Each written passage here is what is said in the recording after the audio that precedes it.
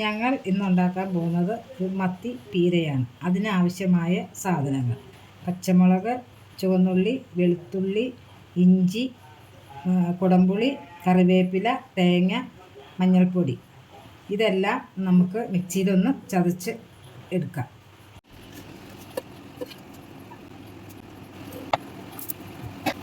മീൻ ചട്ടിയിലേക്ക് നമുക്ക് ഇടാം. പച്ചമുളക്, ഇഞ്ചി, കറിവേപ്പില എല്ലാം ഒതുക്കി വെച്ചത് നമുക്ക് ഇതിലേക്ക് ഇട്ട് കൊടുക്കാം.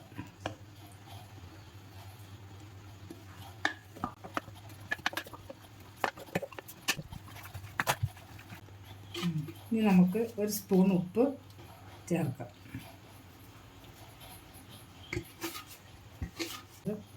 കുടംപുളി തിളപ്പിച്ച് വെച്ചേക്കുന്നത് ഒഴിച്ച് വയ്ക്കാം.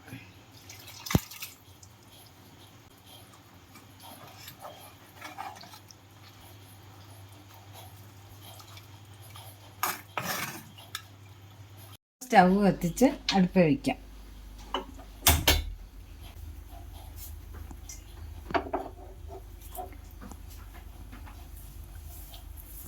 ഇനി ഒരു തണ്ട് കറിവേപ്പില നമുക്ക് ഇതിൻ്റെ മുകളിൽ തൂളി കൊടുക്കാം.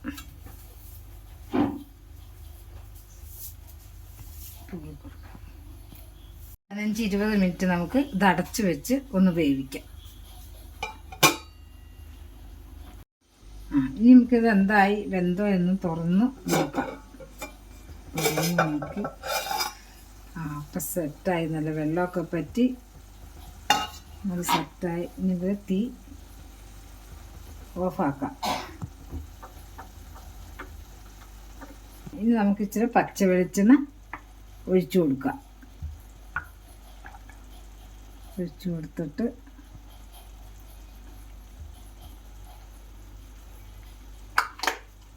മറച്ചിട്ട് ഒന്ന് ഇളക്കി കൂട്ടാം.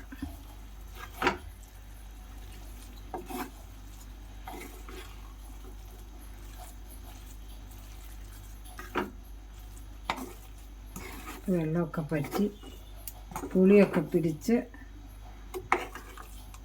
നല്ല സെറ്റായിട്ടുണ്ട്. ഇനി നമുക്കിത് ചോറിൻ്റെ ഒപ്പം കൂട്ടി കഴിക്കാം.